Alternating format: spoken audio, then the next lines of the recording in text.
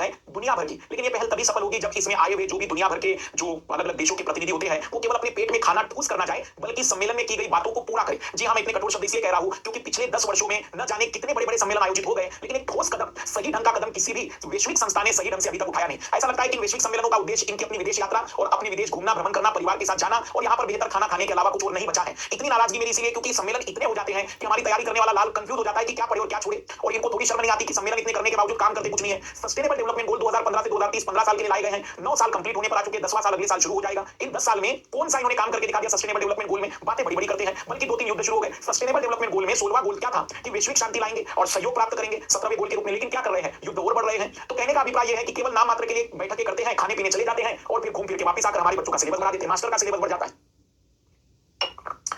हमें तो पढ़ना ही पड़ेगा, आपको पढ़ना ही पड़ेगा क्योंकि सवाल आ जाएगा। क्योंकि हमारी यूपीएससी को लगता है कि अच्छा बड़ा महत्वपूर्ण सम्मेलन हुआ है, चलो एक बच्चे से सवाल पूछ लेते हैं। पर भाई सम्मेलन के बाद हुआ क्या ये भी तो देखो। आपने बस प्रश्न पूछ लिया और उसके बाद क्या हुआ? उस विद्यार्थी ने प्रश्न हल कर दिया तो आईएएस बन गया, नहीं हुआ तो आईएएस नहीं बन गया। लेकिन उस प्रश्न को पूछने के बाद उस संस्था ने सच में काम किया कि नहीं किया? सस्टेनेबल डेवलपमेंट गोल पे, मिलेनियम डेवलपमेंट गोल पे, क्योटो प्रोटोकॉल पे इतने सवाल पूछे इन संस्थाओं ने। इनसे भी तो पूछो जरा कि इन प्रश्नों से क्या मिल गया तुम लोगों को? बच्चे को जानने के लिए रहा पर संस्थाएं काम तो कर ही नहीं रही है। फिर सवाल पूछने का औचित्य क्या रहा? एक तो आप मूर्ख बन रहे हो और प्रश्न पूछकर दुनिया भर को मूर्ख बना रहे हो। आप मूर्ख बनो, हमें उससे कोई दिक्कत नहीं, पर बच्चों को प्रश्न पूछ के मूर्ख क्यों बना रहे हो? और उस प्रश्न का उत्तर देकर जो आईएएस बन गया उसको भी कोई काम करने का मौका ही नहीं मिला क्योंकि संस्थाएं काम नहीं कर पा रही है।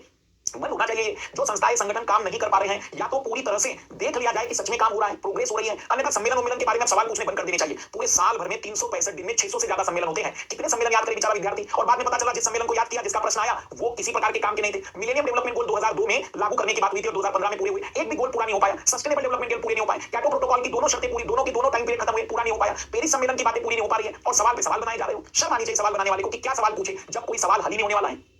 आइए देख लेते हैं क्योंकि शायद हमारी बात पहुंच जाए और सवाल ना पूछे तो मैं धन्यवाद करूंगा। बाकी गधों की कभी नहीं पूछते रहेंगे वे लोग। विश्व हरित अर्थव्यवस्था शिखर सम्मेलन के 10वें संस्करण का आयोजन दुबई में हुआ। अच्छी जगह घूमने की। मैं भी चाहूंगा कि सभी को मौके मिलने चाहिए ऐसे सम्मेलनों में शामिल होने के लिए। दुबई जाएंगे, घूम फिर के आएंगे, बढ़िया मौका मिलेगा।